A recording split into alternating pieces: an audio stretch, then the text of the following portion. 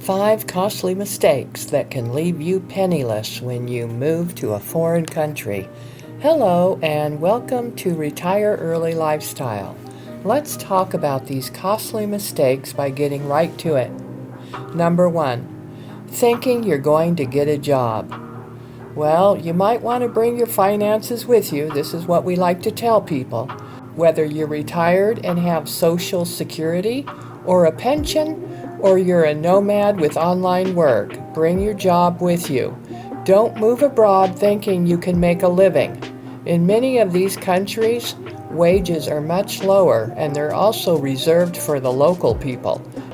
Highly not recommended. So bring your own finances and bring your own job with you. So you should have a micro enterprise before you go abroad. If you can have a transplantable micro enterprise or small service that you can do locally or even over the internet, it would be preferable to expecting to, even if you think you can get a job, it's discouraged. We discourage that.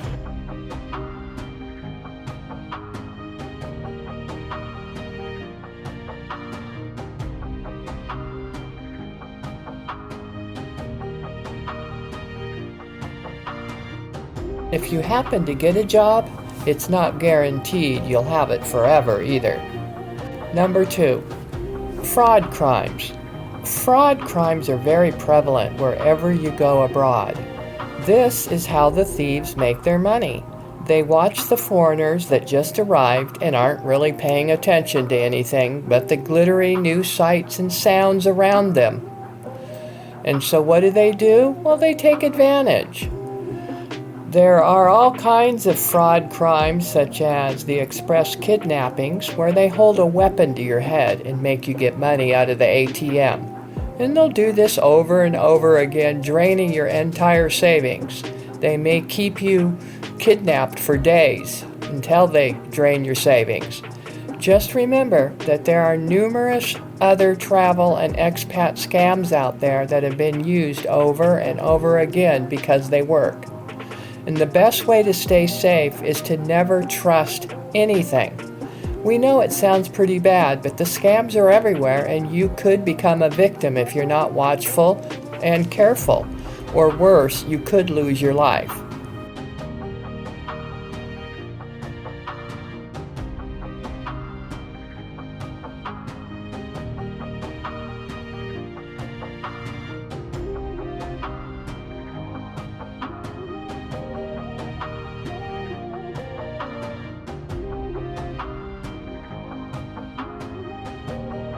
Number 3, moving abroad for love and/or marriage. Oh, the horror stories of people who went abroad to find love only to be jilted and left flat broke and busted. Most of these stories are coming out of the Philippines and Thailand. Some are now starting to come out of Cambodia. I'm not saying that, it doesn't work some of the time, but most of the time it just doesn't work out. And it leaves you feeling shamed, emotionally drained, and sometimes cashless. They love you as long as you keep spending your money on them, right? You know the story. There's gringos here that have married a local Ecuadorian. And if you find a good woman, then that's the whole point, isn't it? Finding a good woman. But remember, a good woman attaches herself to a good man. So, that's why I said it's up to you, Mark.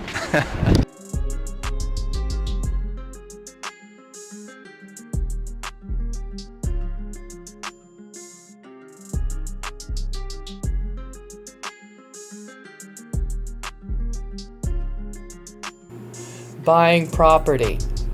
Now we know many times buying property abroad can be quite a lucrative venture.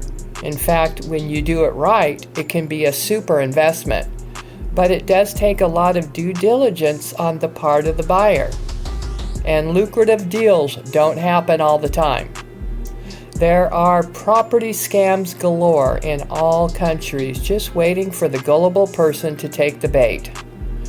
Foreigners have been scammed hundreds and thousands of dollars, sometimes millions of dollars in the property scheme scams around the world. But it doesn't have to happen to you. Just make sure you know what you're really getting into, and if you can trust the person or company selling the property. Talk to people. Find out if other expats have used them before.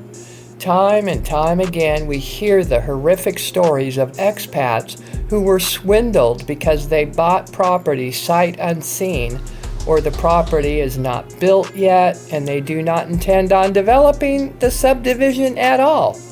Or they bought a home with a bad title because the home is really owned by someone else, not the person you bought it from. Oh, the awful stories. All right, so Frank and Angie are talking about real estate scams in Italy. The notable part about it, because these are all over, and we're just going to preempt the vested interest shills, and tell you that the interesting part of this discourse is that word has it on the street that there are some scamming real estate scammers in Italy that are superly overcharging, and guess where they are? The funny thing about this is that the RAM, yeah, it always comes back to that. The RAM magazines are trying to warn people.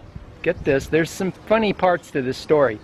The RAMs are warning people that there's real estate scam artists that are overcharging foreigners. Not just overcharging, but grossly overcharging. We're not talking about 10%, folks. And guess where these scammers are? This is the funny part. They're right in the same RAM city. Sorry, I couldn't hold that back. They're right in the RAM city that the Rams have been pumping for years. And they're right smack dab in their own backyard, and they're trying to warn you about it now. What do you think of the irony of that? Now, if you can't see through that story, you need to subscribe to our channel and push that like button, because you got a little ways to go. But you're in the right spot.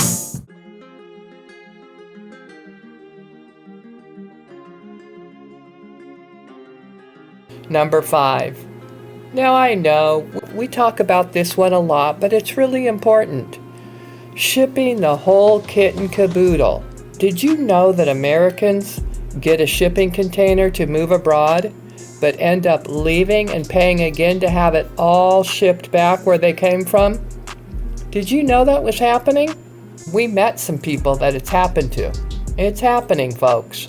Like, we made a video, The Smart Way to Go Abroad, and that would be to deciding without actually having spent any time on the ground. You're hearing that everybody or a lot of people are telling you on the internet that this is a great place or whatever, you know, and your conscience made a decision, you're going to go there, and then you do things that are consistent with that inner decision, loading everything up in a container and shipping it, spending thousands of dollars to do that, and then only finding out that 2 or 3 years later that maybe you've changed your mind for one reason or another. Then people do that. People do change their minds. So. And that's all for today. That's our 5 costly mistakes to watch out for when you move abroad to a foreign country.